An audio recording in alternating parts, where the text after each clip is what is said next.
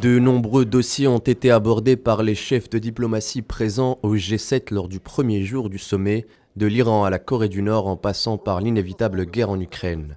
Réunis à Münster en Allemagne, les ministres des Affaires étrangères, membres du G7, ont annoncé dans un communiqué l'ensemble des décisions prises. Concernant l'Ukraine, les participants ont convenu de mettre en place un mécanisme de coordination afin d'aider l'Ukraine à défendre ses infrastructures vitales d'électricité et d'approvisionnement en eau ciblées par la Russie ces dernières semaines. Dans le volet énergétique, le groupe du G7 a appelé les pays producteurs de pétrole à augmenter leur production pour provoquer une baisse des prix, un mois après la décision de l'OPEP+, de réduire drastiquement ses extractions d'or noir. La Corée du Nord a été mentionnée dans le communiqué des chefs de diplomatie qui ont condamné la série de tirs de missiles balistiques menés par Pyongyang. Ces derniers incluaient des tirs de missiles intercontinentaux. Aucune réponse de la Corée pour le moment. Dans un exercice d'équilibriste, la Chine a été évoquée elle aussi.